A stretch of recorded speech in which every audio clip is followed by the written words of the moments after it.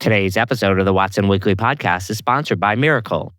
Miracle is a global leading provider of e-commerce software solutions.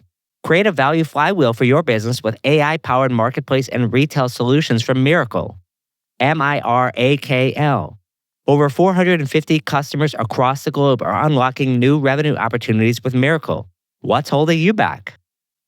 It's January 20th, 2024, and this is the Watson Weekly, your essential e-commerce digest.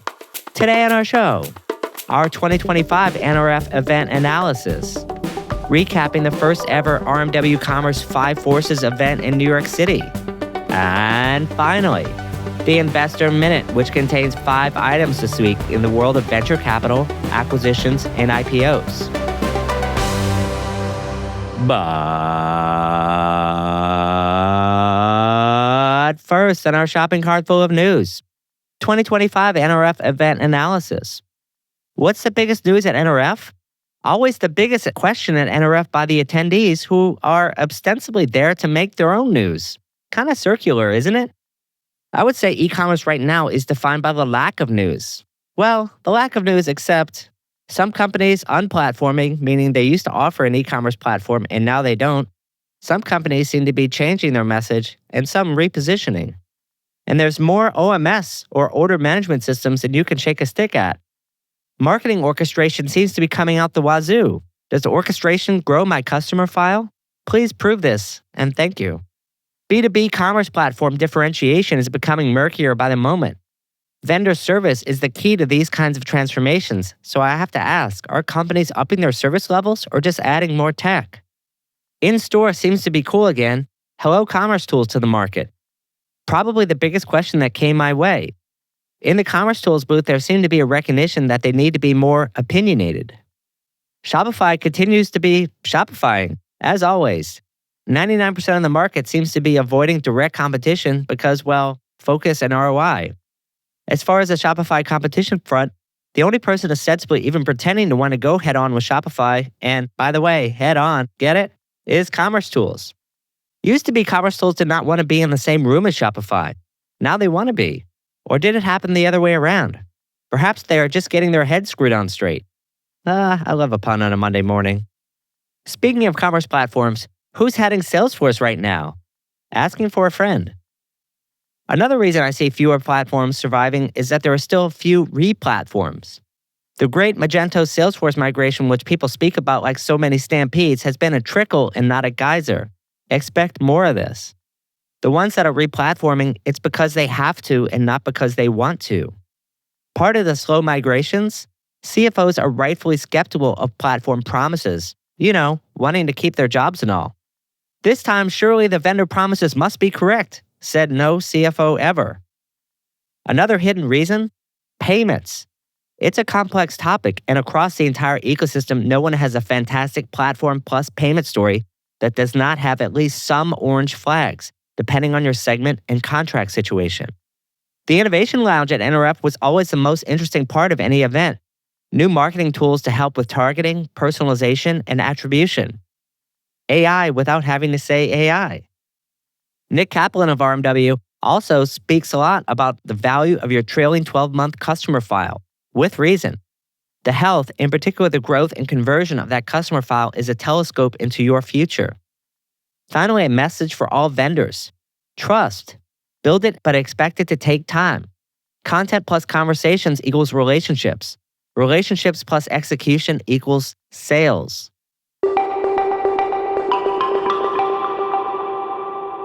Our second story, recapping the first ever RMW Commerce Five Forces event in New York City. I wanted to talk a little bit to listeners about our journey to doing an in-person event in NRF last week. It's been a long time coming. When I started the consulting business, I never imagined that I would put on such an event.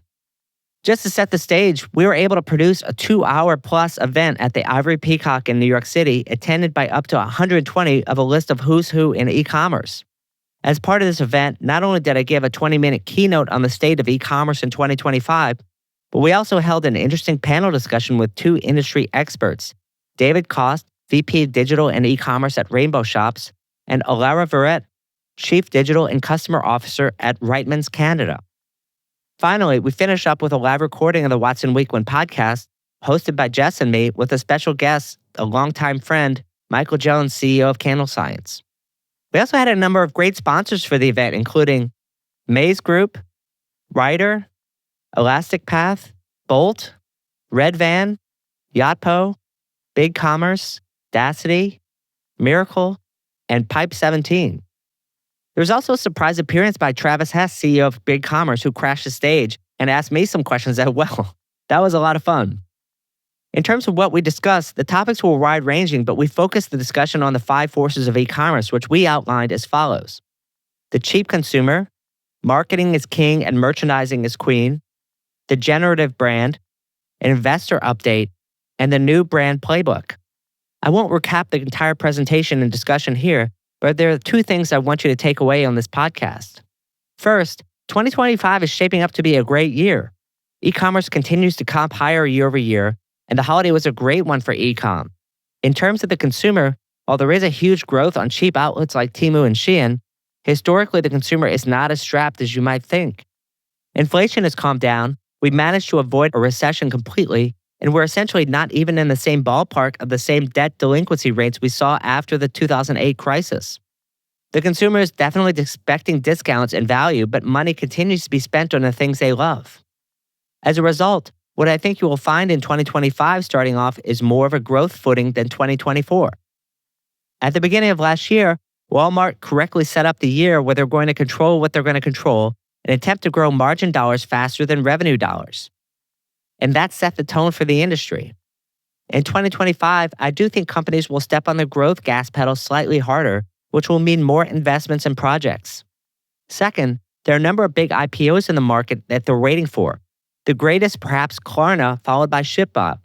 It seems more likely that Klarna goes public than ShipBob, but we will definitely keep watching what happens. Private equity has record levels of capital to deploy, and you could see more and larger acquisitions this year, which will provide more venture fuel to the market as well. The data indicates that early-stage venture is still doing great. Later-stage venture is still a little tighter, mostly due to higher valuations from the ZERP era that have not worked their way all the way out of the system. It does seem like in 2025 and towards the end of 2024 last year, you've seen a lot of acquisitions and mergers. This is really a market cleansing exercise to clean up all those bloated cap tables, especially if you don't see a number attached to the transaction. All in all, more companies will step on the growth gas pedal in 2025, which should be good for the overall ecosystem.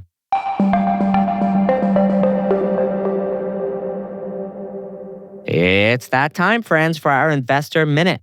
We have 5 items on the menu today. First, Reshop raises $17 million and hires Afterpay co-founder as CEO. Fintech refunds platform Reshop has announced that it's hired Afterpay co-founder Anthony Eisen as its chief executive officer and has raised $17 million in new funding. Eisen was previously an investor and chairman of the board. Returns are a global e-commerce problem, but refunds via fintech solution instead of returns seems to like the new gold rush. Second, eBay acquires Caramel to expedite online car sales. eBay has announced its intention to acquire Caramel, an end-to-end solution that expedites the purchase of a vehicle online. The transaction details, such as the acquisition price, have not been disclosed. eBay has, until this transaction, required the car dealers to process payment and the relevant paperwork. Is it safe to say that eBay now wants to own the final part of the transaction for selling of a vehicle on its platform? Third, supply chain risk management platform Overhaul raises $55 million in new funding. Supply chain risk management and intelligence platform Overhaul has announced $55 million in new equity funding. The money will be used to invest in its AI technology, hire talent, and make strategic acquisitions. In this highly competitive sector with well-funded competitors, Overhaul is following the private equity model, which involves growth through acquisitions. Fourth, DHL Supply Chain acquires return solution business of Inmar Intelligence. DHL Supply Chain has acquired Inmar Supply Chain Solutions, a division of Inmar Intelligence, for an undisclosed amount. According to the announcement, DHL Supply Chain will become the largest provider of reverse logistics solutions, and it will add 14 return centers and around 800 associates to its business. Interestingly, Inmar Intelligence will retain its pharmaceutical reverse distribution business. Inmar has always been one of the most capable and under-the-radar companies in the entire supply chain industry, so it's interesting to see this happen. And finally, Simulate raises $28 million in Series A funding. Simulate, with a C, an AI-based search platform, has raised $28 million Series A funding round that will be invested in its platform. Its customer GPT platform uses generative AI to offer improved customer experience. It's worth noting that Simulate founders have domain expertise in predictive analytics and AI, and they sold their previous company to Nike. Hello, John Donahoe. That's all for this week. Till next time, Watsonians. Hi, I'm Rick Watson, CEO and founder of RMW Commerce Consulting and host of the Watson Weekly podcast, your essential e-commerce digest. Our production partner for the series is Citizen Race Car. The show is produced by Jose Baez. To hear new episodes of the show every Monday morning, subscribe now at rmwcommerce.com/Watson Weekly and wherever you get your podcasts.